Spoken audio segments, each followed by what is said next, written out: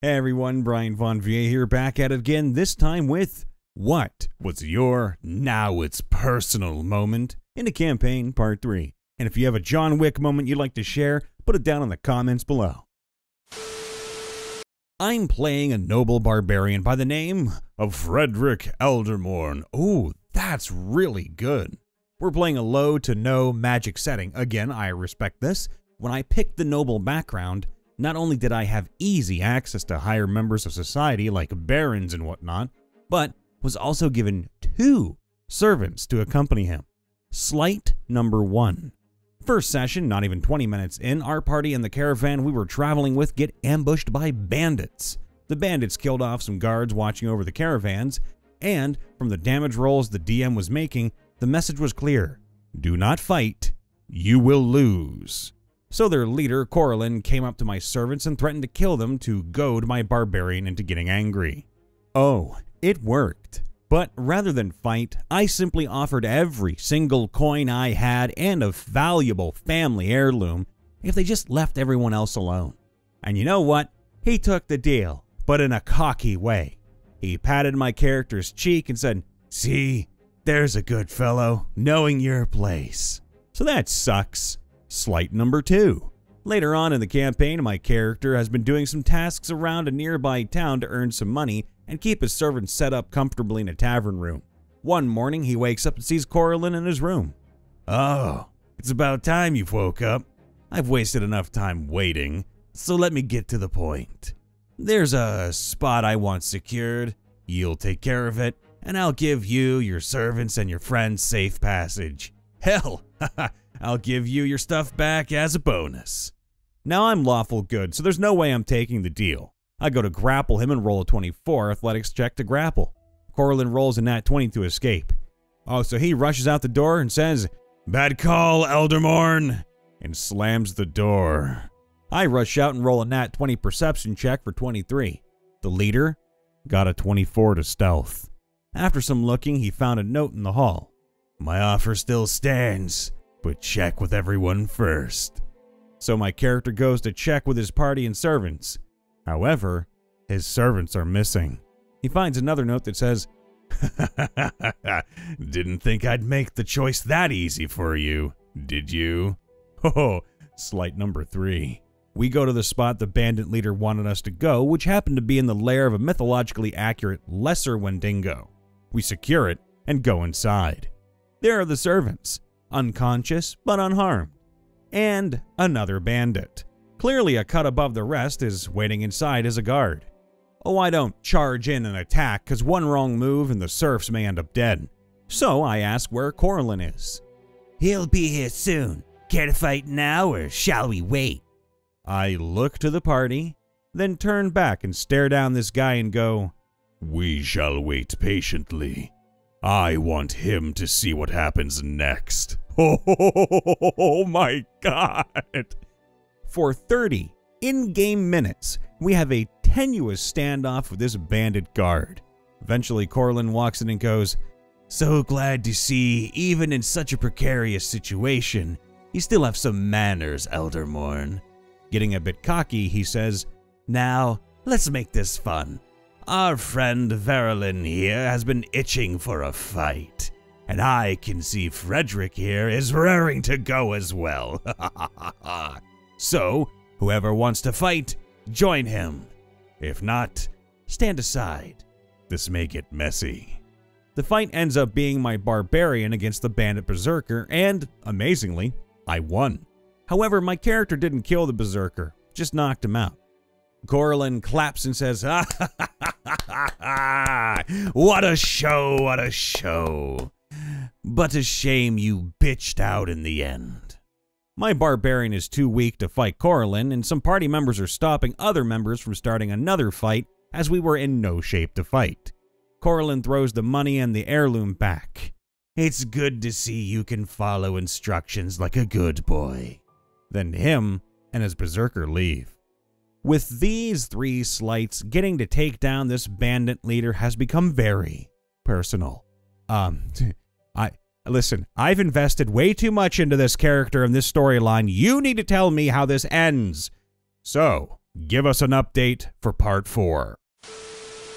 Our party was on a quest into the 9 hells. We were challenged by the king of hell himself, Asmodeus, whom we occasionally called Asmodaddy, to fight his elite guardians of each gateway to the next layer of hell, called the Gate Wardens.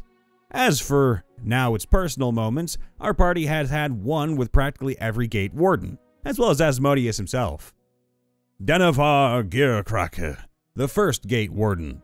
While our party was in the material plane, we met a young stone elf, Namimura, or Nan for short, who was of the same druidic clan as our young wood elf druid party member Birdie.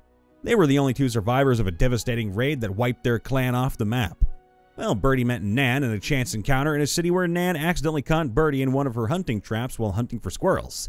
Their shared past and similarly chaotic child energy meant that they bonded instantly, and she was much beloved by the rest of the party as well. So imagine our anger when Denevar Gearkrake, a mechanical devil who is powered by the souls of the damned, traps Nan in a web of energy and held her hostage.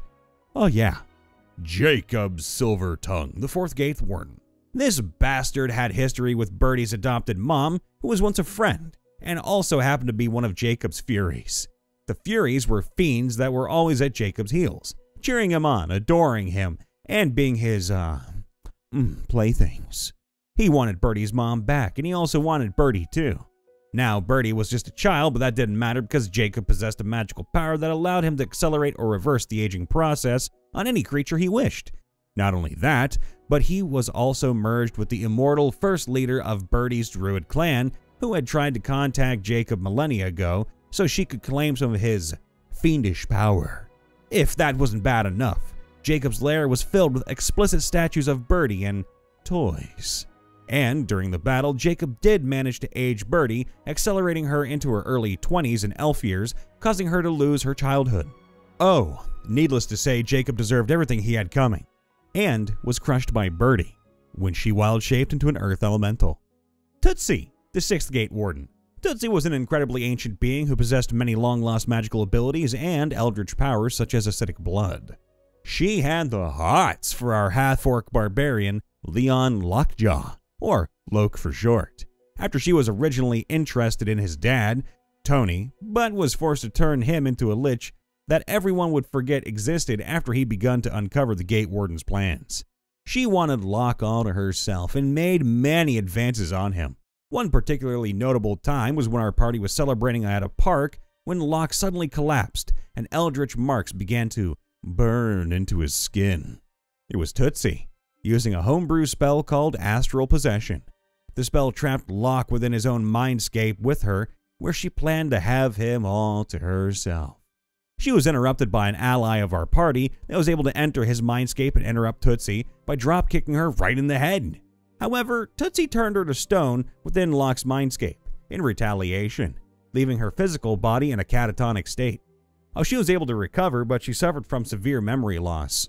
Tootsie deserved everything that came her way, as she was finally killed by Locke at a much later date by impaling her with his greatsword as he drove it into the ground. Thank God Locke was not a bard, because that was a lot of euphemisms all in one row. Catharagos, the 7th Gate Warden. Catharagos was a deal-making red devil, who was in the universe origin of the phrase, "Don't deal with the devil." He loved making deals with exotic beings, offering them power beyond the wildest dreams. However, by taking this deal, they forfeit their soul to Catharagos, and his fiendish magic cursed the bloodline of whoever made deals with him. Their descendants would always be outcasts of society. That is where my character, Chai Thun, better known as Krista, comes in. He was a changeling illusion wizard, and the ancestor of all changelings made a deal with Catharagos, causing Krista to always be an outcast. After a monopoly scheme by a wealthy businessman forced Krista to have to run away from his hometown, his parents' situation didn't get any better. They got so desperate that they made deals with Catharagos, and then had the souls of both Krista's parents in his possession to hold it over Krista. Oh, but of course, as a collector, Catharagos wanted to complete the sect, meaning he wanted Krista to make a deal with him as well, forfeiting his soul for Catharagos' collection. He also used Krista's parents as puppets. controlling them into setting a trap in Baldur's Gate that I will mention later and making them public enemies number 1 and number 2. If that wasn't bad enough, Krista was also the reincarnation of the High Mage for an ancient astral serpent god, Gorvak. Gorvak once had a complete and utter dominance of the astral plane, but all the other inhabitants of the plane eventually banded together and decimated the Gorvakians in a large war. Gorvak saved the spirit of his greatest magic user in the hopes that it would help him return to his former glory. Krista wasn't interested, but the emotional connection was formed. When the final confrontation with Cathargos was nigh at hand, Cathargos appeared in front of our party and used Krista's connection with Gorvak to travel to where the god lay dormant and began to steal his power. While Krista didn't like Gorvak, he very much didn't want Cathargos to have his power. So imagine the anger when he showed up in his office as a horrific amalgamation of a fat red devil and a winged serpentine creature. Blech. He deserved everything that came his way, and now exists permanently and irreversibly as an ice sculpture in his office after he was killed by a direct cone of cold from Krista directly to his face. They do say revenge is a dish best served cold. And finally, Asmodeus. Asmodeus orchestrated a plot with a powerful ancient blue dragon called Bolt Reaver that caused the hometown of Berdianlock to be transported to the deepest lair of hell under his watch. Asmodeus orchestrated our journey through hell and had us fight all the gate wardens in an effort to create enough trauma to power the Waltz of Oblivion. That would be a dance that would be performed with a DMPC party member that would shatter the contractual buildings that devils are forced to use to affect the material plane. Asmodeus showed up early on, confronted the DMPC about his desire to perform the ritual, and with the help of portals laid by Krista's puppeteered parents, summoned an infernal army into Baldur's Gate. This resulted in a death toll in the thousands, including Birdie's adoptive grandmother. When we finally confronted Asmodeus, he held all of our party's loved ones hostage, drawing them into hell, along with the town that he already held hostage, forcing the DMPC to perform the waltz in exchange for their lives and freedom. All of that made it personal, but he got his comeuppance. He bit off a bit more than he could chew and didn't realize that the DMPC also happened to be the Triad, a mortal that was strongly connected to the incarnate beings, fiends, and celestials. She had been absorbing the devilish powers of every gate warden we defeated, and her powers now far surpassed those of Asmodeus. He was left pathetically gasping for breath as he was held by his neck, his powers being drained from him until his neck snapped like a twig. Thus, Asmodeus died, reduced to a pathetic shell, as we were forced to confront our friend who is now completely consumed by the devilish energies she had absorbed. And I imagine that's a TPK right there, baby boy. But what happened next, we have to know. I believe it was when my party and NPC were fighting a frost giant while snooping through the Frost Maiden's castle. It almost killed my character and another PC, but it got personal when the NPC was downed and then subsequently killed. This was upsetting for our characters, as the NPC had been with us for almost our whole campaign. But also, there was a good chance he would have been saved if our healer had actually joined the fight instead of looting the castle for treasure. That's a big no-no for all the healers out there. It was especially bad for my character since the NPC was her love interest. So when he was killed, she lost it. However, she did manage to kill the giant, but she was more interested in attacking the healer that had deserted the party. And so was I, because I had really hated him for what he did. And so did the other members in the party. I think the healer could see that, so he used the loot he had stolen to get a revival and bring back the NPC. And then the healer was kicked from the party.